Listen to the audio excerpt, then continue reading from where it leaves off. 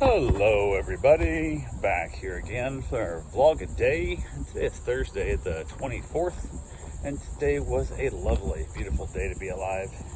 Got up this morning, stupid ass early. It was way early, but got up, had to get up so we can get my wife off to the hospital. Got up early though, got the dogs outside, got them fed, got that all taken care of, got basically everything moving around that she needed, as much as we could, got her up and out, and basically headed out. She can't eat anything because she's got surgery going on, so they don't want you basically getting sick to your stomach while you're under anesthesia. It becomes a real problem. So we basically got that done, got the dogs back inside. Mom was up before we left, so she's in charge of the dogs today, so headed up that way. Had to be there by 7, and we rolled in 7 minutes till 7, so almost perfect timing.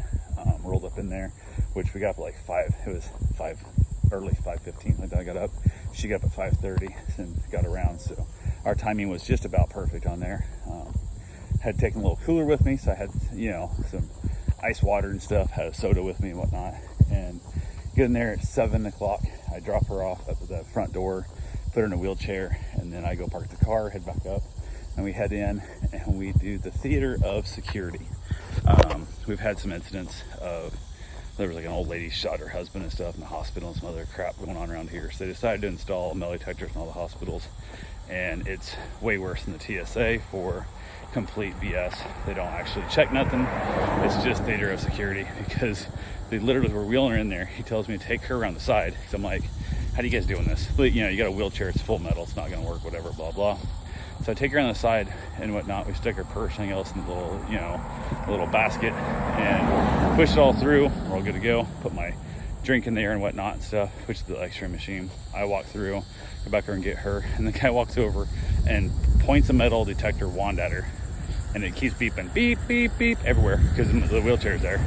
And he's like, okay, and sends us down the way. So I'm like, what the fuck was this? Like, this was so bullshit. Like, there was, like, I could have easily, they didn't look big, could have smuggled in guns and drugs and bombs and all kinds of shit into this hospital and whatnot. But I was like, yeah, whatever. So I was like, yay, whatever. So we move on.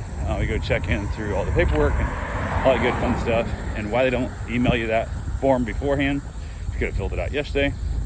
But nope, that ain't the case. So we spend, I don't know, 25 minutes, the woman typing crap in it, we're telling her, and then why it couldn't have been done at home, no idea. But we get that done, and then basically head up. They send us up to the surgical floor.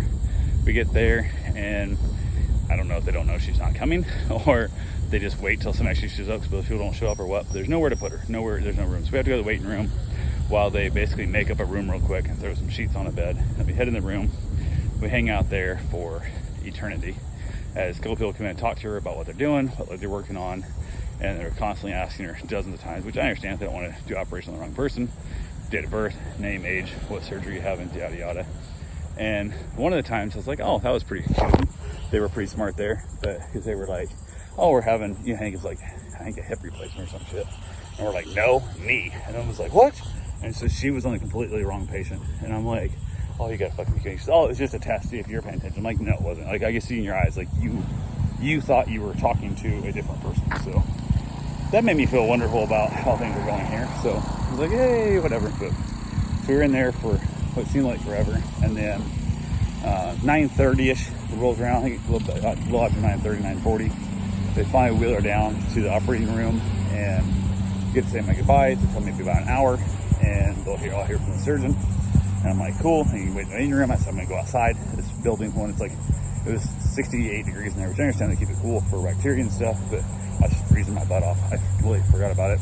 Did not bring a jacket or pants or anything, so I'm in there just, my feet hurt. It's so cold in that room. So, and I've definitely got over that cold world of living in the cold anymore. So I'm outside all the time, except for like eating and showering and sleeping.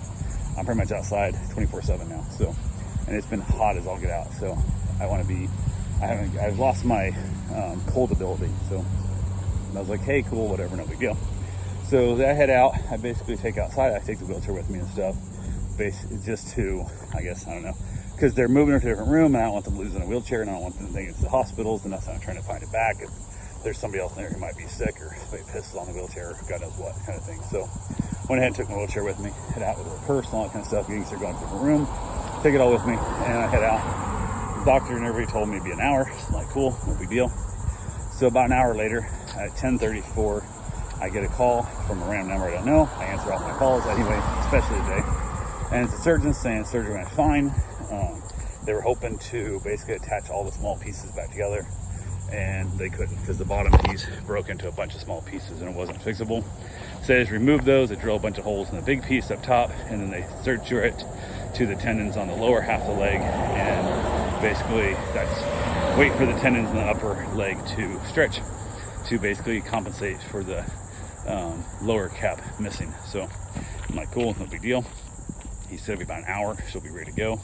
She'll be woke and you'll be able to, see her. I'm like, cool. And again, we had talked to people multiple times. They said, a couple hours she'd be able to go home, whatever, from like start to finish type thing. Not realizing that it was 2 hours before, 2.5 hours before they even got her into surgery.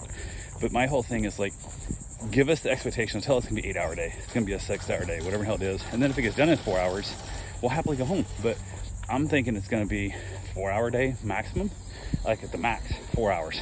Get there, get it out of the way, everybody's made it sound, and she's walking back out in the car in less than 4 hours. So people are like, I could leave my dog home that long. Well, you can't when it becomes all damn day kind of thing. And give us those expectations. But luckily, mom's there taking care of the dogs, so nothing really to worry about. So 90 minutes rolls by, I haven't heard nothing yet. And I'm not, like, it's by the time you get back to security and stuff, it's a bit of a wait, whatever and whatnot. So I'm like, hell, I'll just head back in.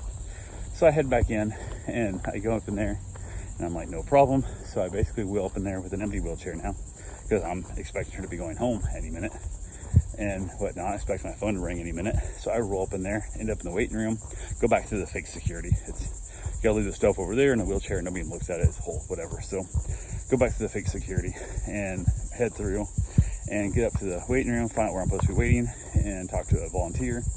She's like, there's a TV screen, it tells you your patient's number and yada yada. Still says that she's in phase 1, which means recovery after the surgery, waiting for the anesthesia to wear off so they can work with her and I can then see her. So I'm like, okay, no problem. Kind of asked the lady, I'm like, hey, I was told it's gonna be like 60 minutes, and it's been like 90. Already at this point, it's been, probably 100 minutes at this point. And she goes, oh no, I don't know why they tell people that. It's all bullshit. It's not. It's at least 2 hours. It says right here, don't talk to me for at least 2 hours. Not 2 hours, 2 hours. I kept kind of just chatting a little bit with the volunteer and that, and just kind of waiting around, and nobody seems to be getting any updates, and there's no information coming. So I'm up here at this point now. It's been 2 hours since I spoke to the surgeon, and still nothing. And I'm like, hey, what's going on? Like, do they maybe forget to update the TV? Have they, whatever, whatnot, this, that kind of stuff. Nope. I kept going and stuff. And then I looked up, I'm like, you know what? I'm like, I'm not trying to be that guy. Like, I'm not trying to be an asshole here. But it's because I gave it the half an hour. I'm like, it's been 3.5 hours since I spoke to the surgeon.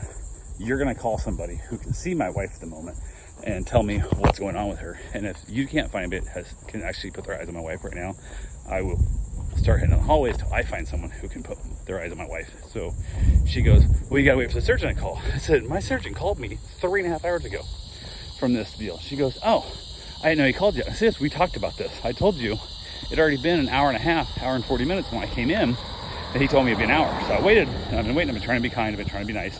I've been not trying to be that guy who's bugging people. So now again, I was told 60 minutes by the doctor originally, and I'm like, no problem. So I waited 3.5 hours. She finally calls down to surgical, basically the first phase 1 crew, and speak to them. They're like, oh yes, whatever, we'll be reaching out to him real shortly. And within 6 minutes, I get a call from them saying you can come back and see her. And I'm like, what the fuck's the chance of after 3.5 hours, what should have been an hour, I just happened to get this, they forgot that she was there. They forgot they didn't call me, they thought they called me, whatever. And I was like, oh, you gotta be shitting me. So they told me the room to go to. So I head over there, I get there, and it turns out, no, she's been having problems coming out of anesthesia this whole time. They've been working with her and stuff, and it's been like, they wouldn't want to see me because where this whole thing, she's been like having problems. She's been really clammy, her O2 super low. She's not waking up from anesthesia correctly, and they've been working with her quite a bit. So it actually is a thing, but again, why not just go ahead and give me a little heads up saying, hey, we haven't forgot about you and stuff. We're just waiting for this to work out. It's not working out wonderfully. So how are you guys doing today? Better than I deserve. So we're basically waiting for it. So I get back into her room, and she's like, no, it actually just really was this busy, and I haven't been like able to do shit yet really. So I'm like, oh, you gotta be kidding me. So I'm back there talking to her now. At least I can see her. She's alive, but she's not doing well. Like, she's got her breathing thing to practice her breathing, to blow out with, help her, basically force her to breathe harder and deeper to try and get her O2 up. They pulled her off IVs and stuff because they thought she should be coming out of it. And I guess they had her on oxygen for a little while, which they don't have her on now. Part of me's like, her oxygen is that low, just throw on some more oxygen. Like, what the hell's wrong with you people? But it is what it is. So we're talking there a bit. Our staff come back through and whatnot. We're hanging out a little while. Physical therapy comes back through, which they'd already tried to do with her. They got her up trying to do physical therapy so she could walk on it and whatnot. And using a walker, which kind of sucks because she's gotten used to the crutches and the doctor wants to walk her. She thinks it's safer. It kind of is, but it isn't at the same time, because the weight, especially when she's kind of out of it, like, she's super exhausted, like she's super tired, like she hasn't slept in 3 days. It's kind of feeling that she's got. And on the crutches, you put your arm pits in it and you can just kind of rest your body. You can fall asleep on crutches as long as you don't tilt over. Your body weight still holds up. But she's not used to using the weight on the walker to pick up her body weight with her hands and her arms and stuff to move herself. And her body's still just like off. Like, it's almost like her whole body's went to sleep and not woke up from it, hence the anesthesia. So she's having trouble walking and stuff, but she keeps getting lightheaded and whatnot. And he tried to get her up, and she made about 5 steps, which is still 10 steps when you gotta take 2 steps with a bad leg, whatever. But she makes it like 5 steps, makes a U-turn, and she barely makes it back to the bed. And I'm looking at her stuff, and everything we've been told, she was going home today. So we're like, hey, well, no big deal. Didn't bring extra, didn't bring overnight stuff, didn't bring a phone charger, didn't bring a toothbrush, none of this. Well, everybody we talked to today had kept saying, is she, she's spending the night? And I'm like, not that we planned on. Everybody had told us she was going home today because that's what we were always told. So what the hell? Then I finally just looked at her and I said, you're staying the night. Like, I don't care. You're just staying the night. Like, you're not feeling good. This is not working well. And she had issues before with her pacemaker, different little things. I'm like, I feel more comfortable. You'd feel more comfortable. And just because if you stop breathing, you got, heart stops, whatever. You got a monitor hooked up to you and they can hopefully restart your heart way sooner than I would ever know if I'm sleeping next to you, or how I would get somebody there to do it, whatever. So we agreed. The PT basically put her on bed rest until they signed off on her, so she wasn't allowed to get up. At that point, they're going to move her to a new room. They had to find a new room again because everybody thought she was going home today, so they didn't have a room scheduled for her. So I decided at that time, hey, it's going to be a bit before they get her moved. And she's so tired. I'm like, just get some sleep.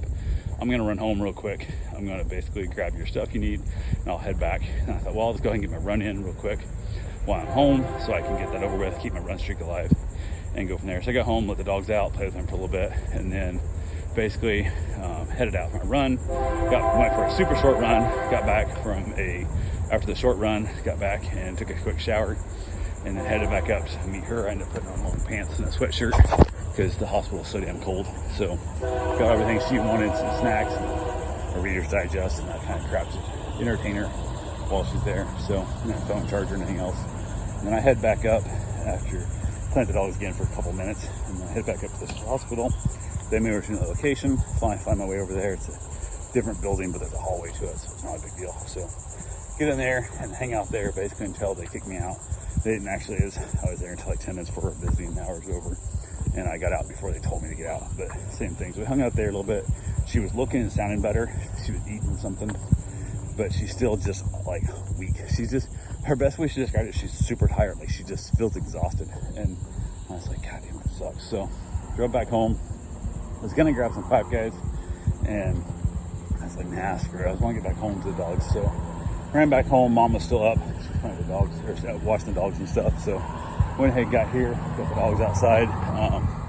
Didn't even have a cigar the whole time out there at the hospital because I was told it's gonna be an hour. I was like, no big deal. Then after I got out of surgery, I was told it was an hour for recovery. I was like, well, that's not a time for no cigar either and stuff, which they didn't tell me it was like together, because I thought like as soon as she comes out of surgery, I would be able to. The way it made it sound was, she comes out of surgery, they're gonna wake her up. Everybody comes out quickly, and then like an hour, she'd be at home. Not like an hour before you can see her. So I didn't have a cigar out there, and then I was waiting in the waiting room the whole damn time until I heard her and stuff. So grabbed a cigar on the way back up and drove a little bit. It's one way is like, I don't know, 8 minutes longer. So I drove the 8-minute longer route up to get her because I could, and give me an extra 8 minutes to enjoy a cigar on the drive up. So, or on the drive back, sorry. So on the way back, I drove back and then basically spent an extra 8 minutes driving back with my cigar. Finished that cigar outside with the dogs, hung out there, and then came in and ate some leftover reverse stuffed peppers or unstuffed peppers, or mom was calling it. So basically, imagine a stuffed pepper, but it's all diced up and put in a pan like a casserole, as opposed to actually being stuffed in the peppers themselves. So yeah, had that for a little dessert or a little dinner, and then basically headed to bed and tried to get some sleep and didn't get any sleep. I was just concerned the whole time. She did reach out and talk to me and let me know she was still doing all right and everything was good to go. So we're just waiting around. Hopefully tomorrow they'll let her out and everything will be good. That's all I got for right now. We'll talk to you guys tomorrow. Have yourself a safe, wonderful day. Thanks for watching.